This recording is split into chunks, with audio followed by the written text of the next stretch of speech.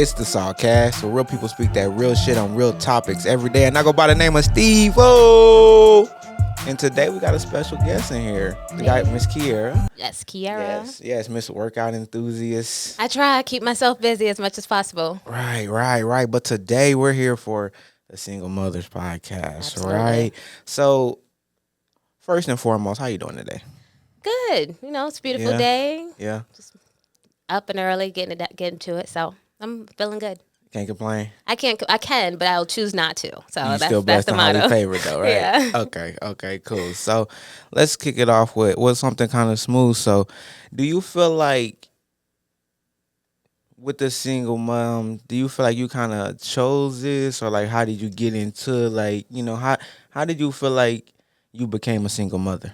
Well, I don't think anybody in their right mind is going to choose to be a single mom, right? Right. That's not something that we're going to go out our way and do. But I think that the choice or the title is put on us, and that's, all through in part by the man, right? Whether or not they want to be involved. Now, I personally, I don't even necessarily identify as a single mom because of the connotation that comes with it. I'm just the mom that stepped up, right? That a stepdad is the dad that stepped up, that type of kind of theology or that mindset.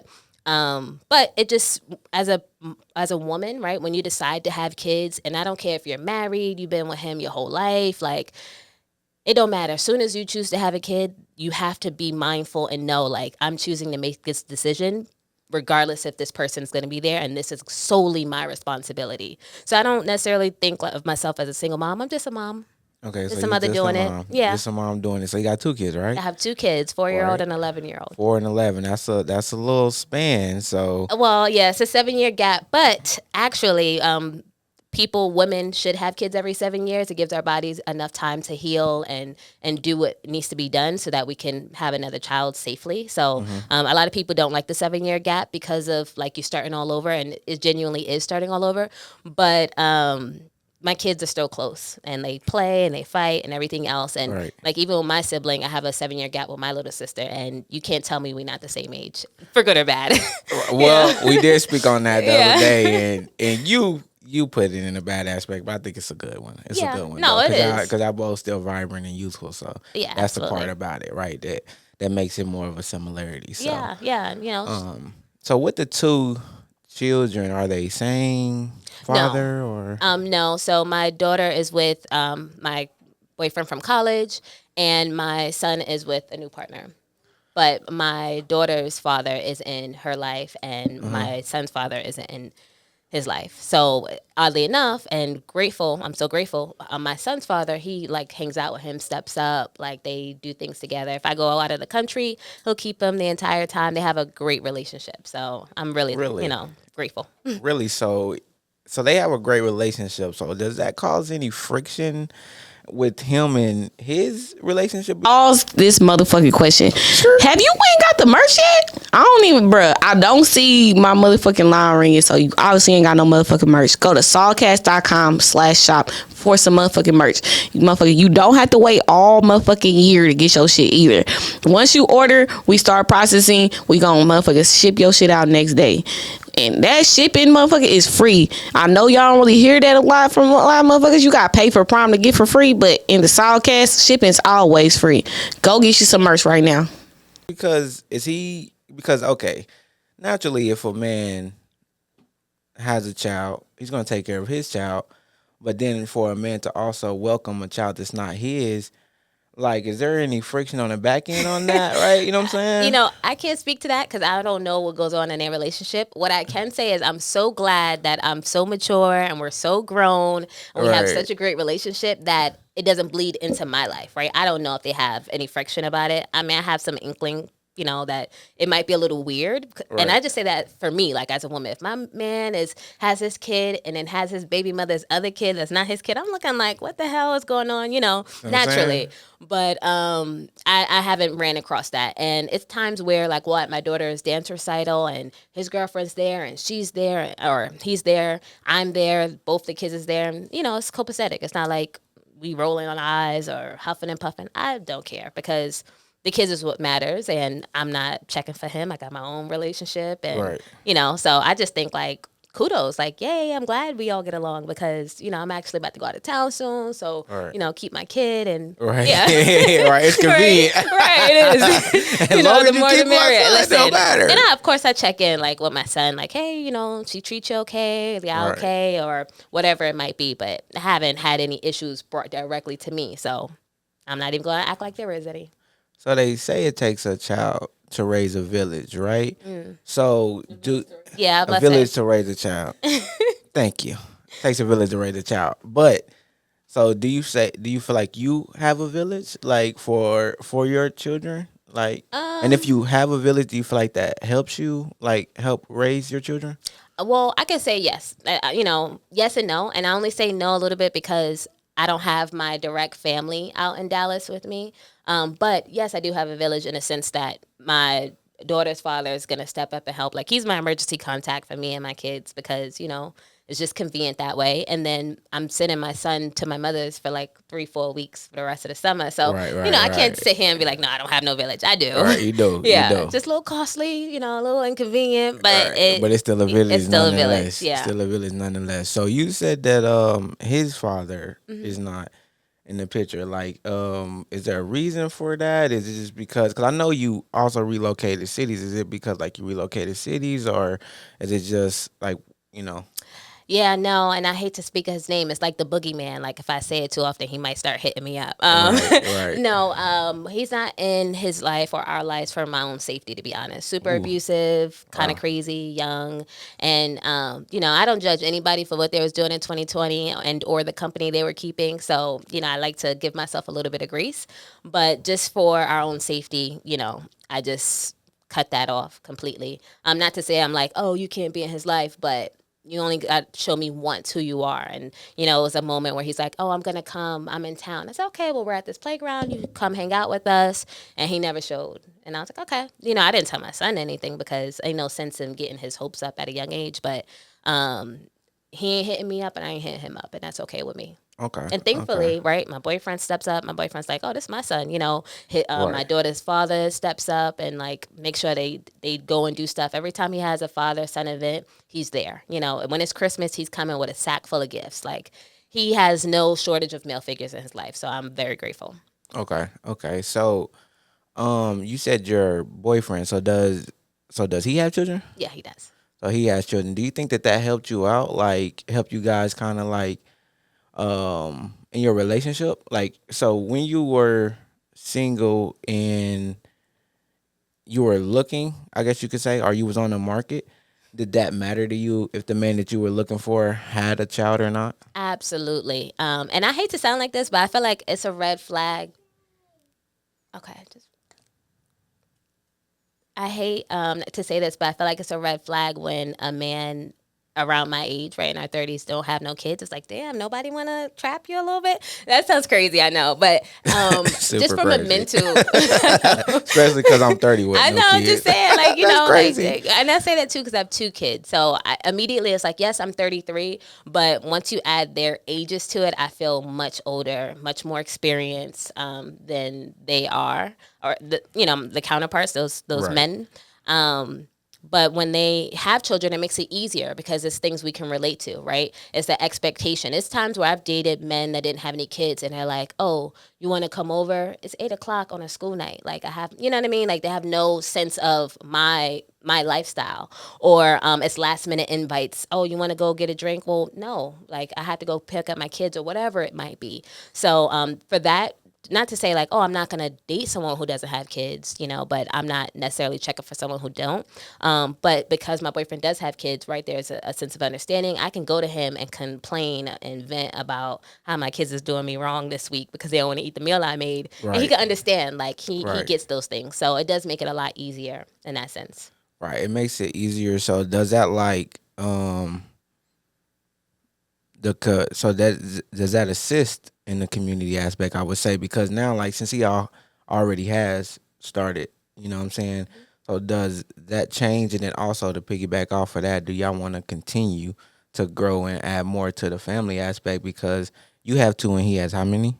A couple. And he has a couple as well. So Yeah. is y'all trying to, you know what I'm saying, Have Brady more. Bunch this thing or what y'all trying to do with that? well, it's a unique situation. I won't get into too much, but I'll say that in areas where I want him to show up, especially for my son, and be like that role model, he does, and that makes it helpful, and that really adds to the village. Would I have more kids? Absolutely, because I just love being a mom, and I would love to have at least like two more if I can. Right. But at the same time, I'm like, damn, I got my body back. I'm looking so good. Like I don't pay any more daycare fees in August. Like I'm done paying daycare, so I can't even fathom like actually having another kid because I'm like I don't want to walk into that expense again. But who So you knows? said you don't want to walk into the expense of having another kid? No, of a daycare Of a cost. Like daycare I'm cost. about to be done paying daycare. Oh, so you want to, if you have another kid, you want to kind of like I be able to be at home. No, I don't even want to say that. And I say that because I did that with my daughter also. Like I was at home, and you lose the sense of identity when you're with your kids 24/7 and you don't have any life and stuff like that. So that's why one of the reasons why I'm adamant about making time to go to the gym for 2 hours out of my day so that I can, maintain Kearia and not just mom and mommy all day. So no, and that's no shade to like stay at home moms. Do your thing. It's actually a lot harder than having to deal with adults for sure. But for me, no, I don't want to do that. My kids would be back at daycare, and there's a social component to it, which is so important to have your kids in daycare. Now, my son was in daycare at like 4 months, which is really early for a lot of folks. But I was grateful because it's a great daycare, and then all the kids he's been growing up with this entire time. But if I have a new kid, it's a cost. Like daycare is Right. like $1,500. This Expensive. is very It is expensive. So the amount of money I can think about saving and reinvesting into them and the programs that they want to do is why I'm like, I'm not super pressed to have another kid. So I would say being a mom in 2025 and having children in its digital era, how do you kind of deal with that? Like, do you set restrictions on the time that they get on there? Do you monitor their social media? Like, how do you deal with that? Like, because we're in a digital age now, so kids see a lot that they wouldn't be exposed to, right? Yeah. So how do you kind of deal with that? You have really good questions, Steve. I'm not even gonna hold you. So on one aspect, it's like I am an internet kid. Like I grew up on the internet 24/7. I know its capabilities. I know the bad things that you probably shouldn't be looking at. So I See what I'm had that. saying? Yeah, right. I had that in the back of my mind. So for my daughter, there's restrictions, right? There's privacies. There's things she can't look at. And for both of them, I do have time limits on their devices. So at a certain time, it cuts off. They have access to none of the apps that they typically use, so that they can get ready for bed and things of that nature. But specifically with my daughter, because she's 11 and you have these kids that's bringing in like 3 million a year just for viewing content or whatever it might be on YouTube. I don't need her to get to the bag. I need these are my little retirement plans. You got to invest in your kids like that because they got to take care of you. And if I'm not setting them up for success to be able to afford to take care of me, then I'm doing myself a disservice. So when it comes to her, she's like, oh, I want to make YouTube. I want to make content. I want to go viral on TikTok. Okay, let's do it. Let's do it with limitations though, right? Let's really think, how do you want to market yourself? What is your content? I go through these conversations with her like I would myself if I was marketing myself. Right. Because if you want to do it, let's do it right. And I'm going to invest in you. I'll build you a whole backdrop, whatever you want to do. Now, my daughter's a little bit lazy. Love you. Sorry. So, Not you lazy. That's crazy. It be your own people, your mama. It be your be mama. real with you. That's fucked up. She don't think about those things too much, but Right. I let her have a TikTok, and I go through it. I'll randomly be like, come here, and I'll go through all her messages, and we have those conversations, especially like with Roblox and the amount of adults that's on that type of platform. You feel me? Yeah, I'm like, what's your pseudonym name, right? Don't give out your address. Don't talk about your school. Like, we go through all this stuff, and I'll show her in real time. Like, I'll have random people, like, stalking my social media, and I'll show her, like, this is how I found their email. This is how I found their number. Like, if I can do it, imagine somebody who's even more tech savvy, right? So there's some limitations to it, but I do let her know, like, you have this tool in front of you. Use it, learn from it, like invest in yourself. So it's a lot of times where we're having conversations and I talk to my kids like I talk to any other adult, right? I sugarcoat it a little bit, but I'm gonna use the same type of vocabulary. So there's a Right. lot of times where she's like, what does that mean? I'm like, oh, look it up. let's use your phone. Like let's find things. So now it's to a point where she's like, oh, I don't know. Let's Google it. And she's actually, using her device and investing in herself with this iPhone that she have, which, we didn't have. So there's pros and cons to it. I do I do. I want her to use it to her full capabilities, and then he will too. Thankfully for him and having his iPad, a lot of people are like, "Oh, don't give kids iPads screen time, blah blah blah." But he's 4. He's reading. He knows how to add and subtract. He can tell you what the mathematical term for 100 to the 400th power. Right. Craziness that Right. 4-year-olds don't necessarily do. And so, I know you said you had a boyfriend, so that means you don't. And you said you don't consider yourself as a single mother. So, what do you consider yourself Just as a mom, just as a mom? Kearia. As Kearia. My boyfriend doesn't have any bearings on how I identify as myself, and neither does my kids for that matter, because when they grow up, they're not going to be checking for me. So, and I say that because that is, I think, me personally, I have no scientific, right, reasonings behind it other than my own experience. When I had my first kid and I was going through my little postpartum, a lot of it is how to identify as myself. Like my whole body changed, right? Everything, my entire makeup of myself has changed. And who am I? And you have to have those conversations with yourself. And a lot of times, new moms, right, they're faced with that and they're faced with it alone. So I don't, outside perspectives or people don't weigh in on who I am. Right. And that's going to change year over year. So you said new mom. So let's touch on that a little bit. Can you elaborate on your new mom experience and how was that? Like, just educate the people on like your point of view and your perspective of how like a new mom was like the first time and the second time. Yeah. Because you said it. I heard you say like it's like starting over again. It is. So the first time, how was it for you? And then the second time, was it a renewed experience as well? Yeah. So the first time, I was 22. So I was barely an adult myself. Little young. Yeah, you think you know so much, and then that baby comes out, and they're like, "Okay, here you go." I'm not gonna lie to you. When I first had my daughter, and they didn't like I thought you have the baby, and they take the baby while you in there until you leave, and then they give the baby back. Right. Like that's your baby as soon as you have it. So I was like, oh, like. The baby's crying. You don't know anything. Like you think you know and you can read up, but once you have that baby and you're sitting there in the silence of your home the first day you get out the hospital, it is something that is just like, damn, there's no going back. So that first experience, it was really trial and error. Like it was different, right? We were broke. It was just us. It's just new baby. Like I didn't know what I was doing, and I didn't live in a state with my family, so it's not like my mom was right there and all that stuff. So having that community is such an important thing, especially like leaning in, like from your parents, from that perspective. But you live and you learn. You pick it up, and it gets easier as they get older. And thankfully, 11 years strong, she's still alive. So I'm very grateful. Right. Now the second time around. I had it on lock. I'm not going to hold you. Now, I had C-sections for both my kids. So once you have a C-section, you can't stand up for the first hour, or not hour. You can't stand up for like the first day or so. Jeez. And then eventually they start trying to get you to get moving. So blood flows and all that other stuff. And they give you like Percocet and all this for the pain. I don't take that stuff because I breastfed and I didn't want my kids all on drugs, straight out the womb. So, and when you have a C-section, just to give you perspective, the more you have C-sections, the worse it is to heal because they're cutting you 7 layers deep, and that has to heal the first time. And when they cut into those scars again, it's harder for it to heal. So just to give you like the physical aspect of how hard it is the second time around. But glad I was born a man. Yeah, be grateful. Be grateful. I got to deal with that. But the second time around, I mean, I was up walking immediately. Like I had my homegirl in the delivery with me. I was like, hey, stay real quick so I could take a nap.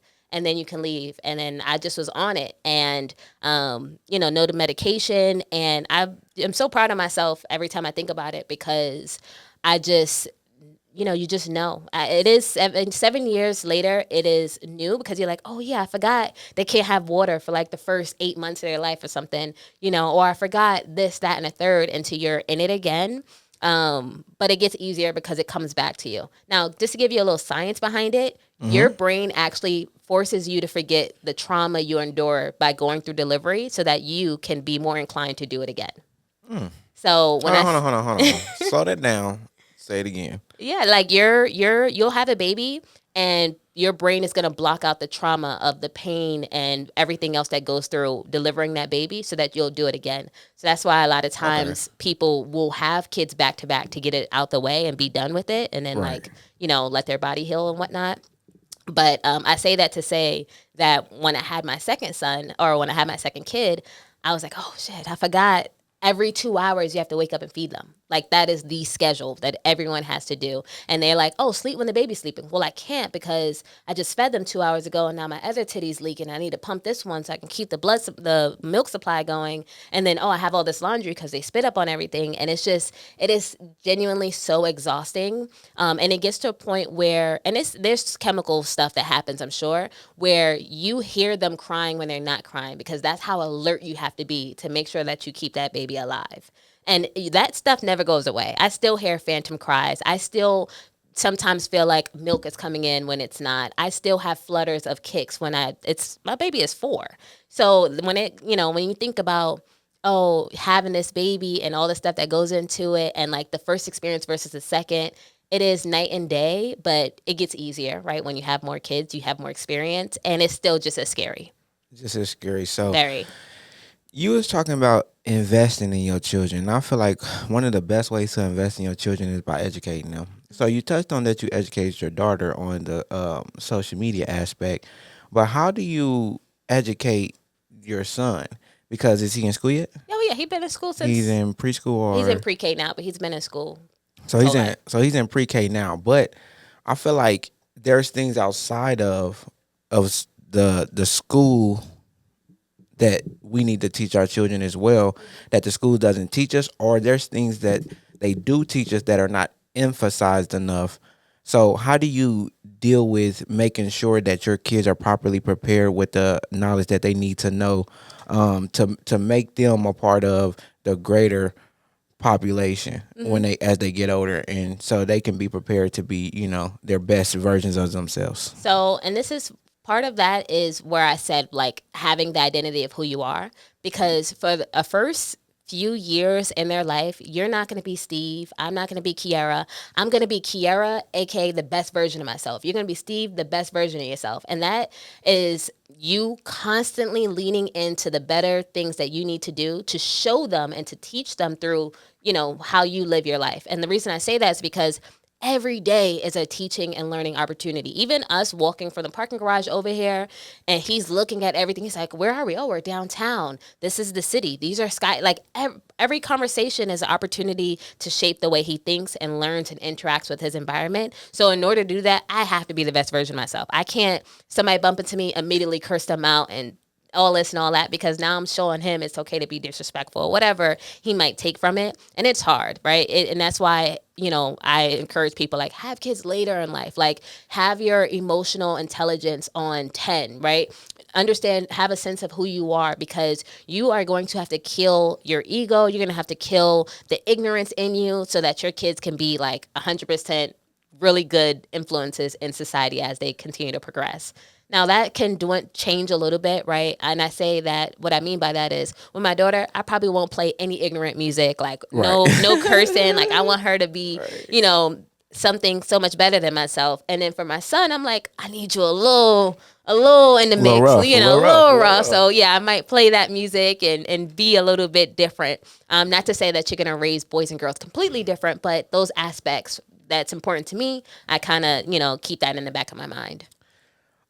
So touching on that aspect where you want your daughter to still be more creative and free flowing, and you want your son to have more of a bit of tenacity to him, right?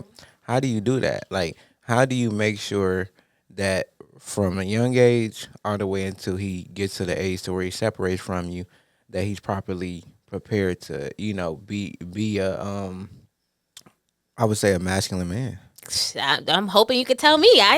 And women will disagree with me, but I'm saying because you're the mother, right? So that means that you're going to seek that, right? yes. So Well, since I know he has male figures in his life, is it something that like you seek male figures that display a certain type of masculinity, or Absolutely. Because as a kind of woman, I thing. can't teach no man to be a man, only to a certain Right. extent. I can teach him how to treat women and take care of himself and, be a righteous person. But to be masculine and manly, it's really going to have to come from the male influences in his life. And you see that with boys and men who haven't had that, right? You see that in their everyday life. I see that even with his father, who has had a male influence. I don't want to disrespect, the person who raised him, but it's a difference, right?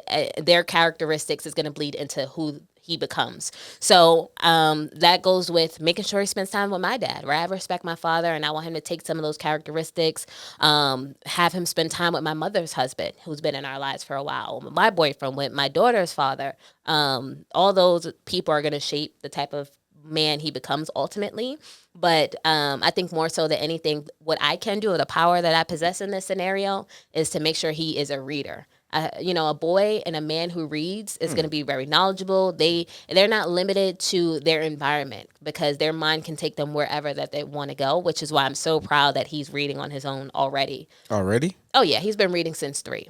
Okay. So like that's super important to me, and I want to make sure I encourage his love for reading. So that's all I can do is give him experience and make sure he steps out of our neighborhood and knows that there's so much more, and make sure I can help him balance his emotions. The biggest thing for me when it comes to men is being emotionally intelligent, because when they're not, they're beating on women, they're fighting, they're engaged, Facts. they're followers, Facts. they're drinking and drugs and Facts. whatever else. Facts. So I'm like, let's breathe through. Like, you're upset? Tell me why. Let's talk to me. I hurt your feelings. Like, tell me. And he does. And, I'll just keep that stuff going as much as possible. I like that. I like that. That's great to know that there are women out here that are raising young kings, right? So I know that having children probably changed you a bit, right? Because you had to adjust. So how did having children change you for the better? Like, in what ways did it help you become? Because you were talking about the best version of yourself, right? And you have to display a better version of yourself. Now, I'm not sure who you was before the kids, but did it make you mature in a way? Like, how did it change you as a person? Because you said you want to set a great example for them, right? And you still think about certain things to this day, to where if I move this way, then they're going to be watching me. So kind of how did that make you make how did that alter you, and how does that make you like a better version of yourself? Like, what Yeah. kind of did having kids contribute to that, right, in any way? Yeah, absolutely. I mean, I would say before I had kids, I just was existing, right? Not even living, not consciously living in terms Okay. of like the choices that I made. I was like, oh, it's a new day. I'm going to do this, and not pouring into myself so that, 45, 50, 60-year-old version of me is going to be successful. Now that I have Right. kids, I'm like, all right, what's the goals? What's my 6-month goals? What's my weekly goals for myself? Like, I'm very much more diligent about the time that I invest in myself and them and the things that I give my energy to so that I can be successful. So yeah, it definitely has changed me to be like more mindful, because and I feel like anyone who's grew up in poverty look at their parents at some point like, damn, why couldn't you lock in? Like, why Nah, didn't you, fact. like, Oh, why do we, mama. why Oh, do we have to mama. live like this? On the hood. On the hood. And I don't want On my the kids to hood. like think like that. On I the want to hood. make sure I really give them a lot of opportunities. And I'm already doing that. Like, I grew up, 4 of us in a 1 bedroom. One of us didn't like sharing a bed. I didn't have. I had nothing but hand-me-downs for most of my life. Like, my kids, they don't know nothing about none of that. Like, own room, backyard, like whatever they want to do, they have the opportunity to do it. Tons of programs that they're in. I didn't have that stuff. It was like whatever was available in the neighborhood is what I had. And, even like, I couldn't even fathom the idea that people actually went on vacations every year with their Right. family. Like, my kids are on planes every year going somewhere. Right. So just making sure I'm giving them more experiences and like doing what I need to do, right? I was in college. I had like a free scholarship to college, and I ended Yeah. up losing it because for one reason or another. And Right. then I ended up having my daughter.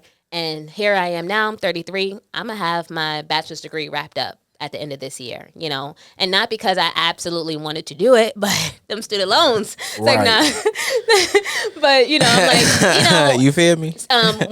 When kids come from parents who are educated with degrees, they are statistically inclined to do better in life. They're going to make more money. They're going to go to college. So, you know, her dad has a degree. I'm like, let me lock in. Let me get mine too. And she asked me too. And that's the part about Kevin Kidd. She's like, well, why didn't you? It's like, yeah, you. Yeah, that's the reason why. She on that. Yeah. So She on that. I'm like, She is at the age. yeah. So I'm like, you know what? Yeah, why didn't I? It's only but so many excuses. Like, yeah, I lost my scholarship and all that other stuff, but I always have the opportunity to go back. And now I'm doing it.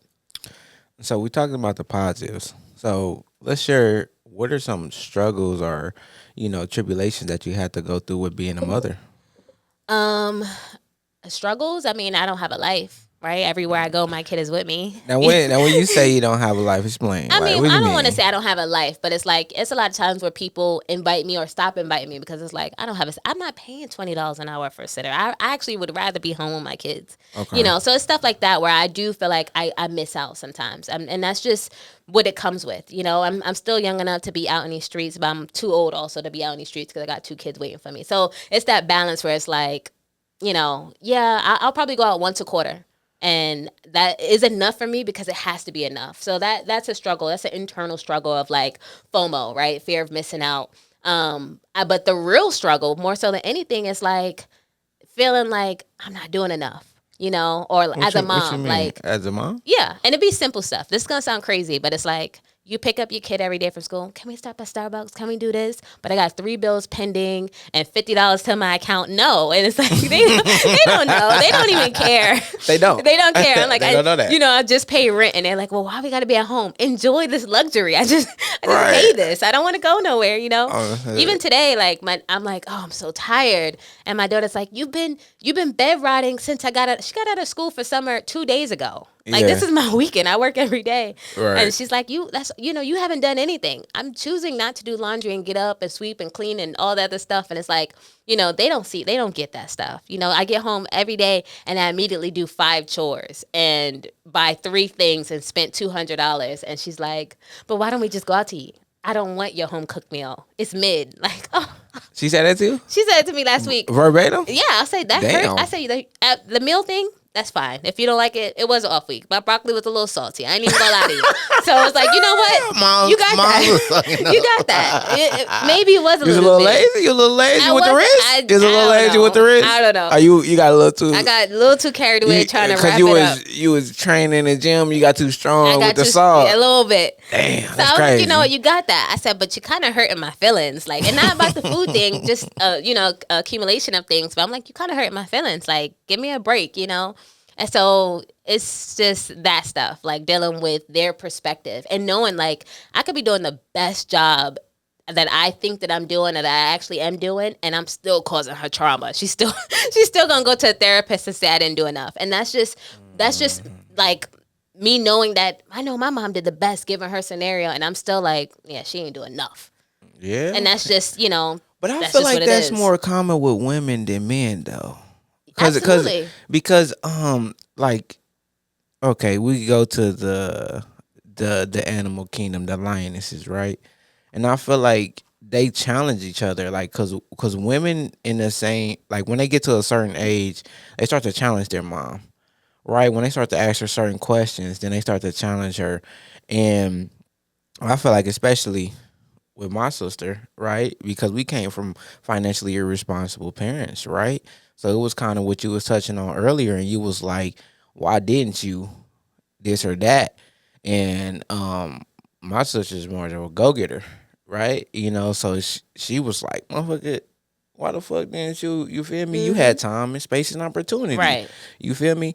So I feel like that's just natural. Women are always going to challenge each other. That's why I feel like women be seeking to move out and do their own thing before a man might, because he don't really challenge his mom as much as the female does, right? Because that nurturing and everything like that, men kind of like that from the mother, right? Yeah. But then the woman's like, okay, nurturing, cool, whoa, I can nurture myself, right? So, but I want to change it up and switch it up a bit because, so both of the fathers, one father's involved, one father's not involved, but is either on child support? Um, you know what's gonna sound crazy? I'm on child support. Yeah. Yeah. You on Sit with child that. Sit with support. that. So when I first moved to Texas, we had joint legal custody of my daughter. So that means everything is split down the middle. And so that was that. I think at the time, like he had her on the insurance, and yeah, it was just split down the middle. It was no necessarily any child support. But because I decided to move to Texas, and of course I did what I need to do to fight to make sure she could move with me. But this is a new environment. I don't know nobody. The judge is like, this might be a little bit not irresponsible, but unnecessary to uproot a child. So she can't go, basically. So I had to make the decision, like, am I going to go and try to put myself in a better position, or am I going to stay here, struggle, and whatever else? I said, bye. Like, I got to figure something out for me. So you checked the deuces. Yeah, I and did. How long did you check the deuces for? Well, she was 4 when I left. And I moved to Texas the end of 2018. 2019, that summer, she was out here with me for the whole summer. I flew back and made sure I came to see her. So it was a year? No, it was longer than a year. So that's the first year she came with me to Texas for the summer. We did our thing. And then, so that was 2019. 2020 came. Everything's locked down, right? There's COVID. Oh, and then at the time, he's like, oh, she can't come. COVID, blah, blah, blah. Which is why I spiraled, I think, and ended up in a scenario where I met his father. That's neither here nor there. But the point being is, because I chose to move, I ended up being on child support. Now, fast forward 2021, life is happening for both of us, and me and him eventually he went to therapy, which I think was a huge part of our relationship being put in a better space. The father of your daughter. Yeah, I was in therapy also for a lot of other reasons anyway, but he ended up coming in 2021 because I was pregnant with my son and wanting to make sure that my daughter and my soon-to-be son will have a relationship, and he eventually relocated. Moved here in 2021? Okay. Yeah, he eventually relocated. Now, did his ass take me off of child support? No. Do I text him every other, 6 months or so, like, hey, you gonna take me off child support? But let me just say this. That makes a little Wait. more sense that he would support that he would bring the little homie in too, because he get child support. So No. He don't get that damn child support. Let me say this. I pay the child support. He gives me the card the child support comes on, so I can continue to take care of my kids. Because we have joint custody now again. We just haven't gone back to the court to put it in writing. But yeah, he give me that money back. Oh, he give you that money back. Yeah, Okay, I that's have different. the card in my wallet as we speak. That's so different. I pay it. It shows legally it's being paid. But yeah, I'm gonna get that money back and do what I need to do because we're not doing that. We're not doing that. Chill out. We not now. No, because it's different now. Huh? I mean, I'm here. She's here. She at my house right now. I'm true skis. Yeah, so legally, I wouldn't even have to pay child support if we went to court because we have joint custody and everything split. Okay, because y'all got joint custody and everything split, and then the child support. So I would say, seemed like you had a pretty cool experience, like being a mother, and you learned a lot of things. So, what advice could you give to any woman that's a new mother or that hasn't became a mother yet? Well, that's two different people, right? And which two camera I'm different talking advices. to when I say this, because don't have no babies. Don't. At least not yet. Now, I don't want to sound like that, because I don't regret having my kids. I love them. But if you can wait. That last love that was crazy. Listen, if you could wait. Like, more women are having children in their 40s than they are in their 20s, statistically, right now speaking. And it is a double-edged sword, because as you get older, the more tired you become, but the more energy you have to exert for your kids. But you're just gonna, ideally, not everybody, in your 40s you should be in a better space, right? Or in your 30s at the very least, you should be in a better space to take care of your kids. For women who are having kids, or have a baby right now, one day at a time. Like, literally one day at a time. Enjoy those milestones, right? Invest in your kids. Like, put your phone down and talk to them. And I say that when I see my kids getting all in my face and stuff, I'm like, oh, you want attention. Like, let me pause this. Let me pause the TV. Like, what's up? Like, you want to talk? Or like, go get a book. Like, whatever it might be. And he'll come over and he'll be like, Mom, let's do math. I'm like, okay. I don't want to, but okay. let's read. I don't want to, but okay, I will. Because I look like telling him no, I don't want to read you a book. That's crazy. That's a little crazy. Now, I do be the same book 6 times in a row, and I'm like, no, that's enough. Read it to yourself. Right. Too many books in the same time, it's over with. Yeah, right? seriously. But, kids are fun. Enjoy it. And, just be mindful. Because the work that you put in an early age with your kids are going to let you know if you could trust them later in life.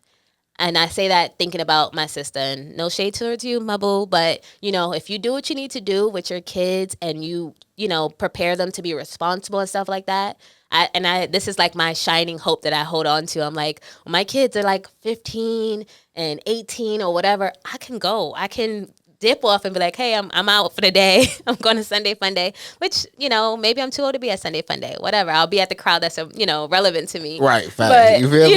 but in Dallas, you can do that. Yeah. But I'm just saying, like, I'll be able to trust that I can leave them in the house and go do that and do whatever I want to do. So it's not like the end of the world. So you saying, so do you, because I know some parents be like, when they get to this age, because you said the age, so when they get to this age, are you thinking that in your head, like when they get to this age, hey, I'm finna, you feel me? Hell yeah, that's all I could think about. Okay, that's all I could think about. It's like, oh man, my daughter, she's 14, he's gonna be 7. I can go and be in the gym for 2 hours and not be like, damn, I gotta get back. They checking for me or whatever the case might be. So that'd be the driving factor. Awesome, that's awesome. So that was all I have for you. I appreciate you being on the cast, and this the SawCast. We had Miss Kearia on here, man. She gave y'all the perspective of a mother in 2025, man. So if people can follow you, where can they find you at? You can find me on TikTok or on Instagram. Above all else, that's ABOVEALLELS3. So follow me and see what I be up to. I just post my kids and my workouts. That's it. Nah, for sure. And this is SawCast. Appreciate y'all for tuning in. Like, share, and subscribe. And we be busting y'all head with more. That's the end of the SawCast, but that don't gotta be the end of the SawCast. Go watch another motherfucking video. We got hella good podcasts. We all motherfucking funny, all motherfucking hilarious. Go fucking tune in. It don't gotta stop here.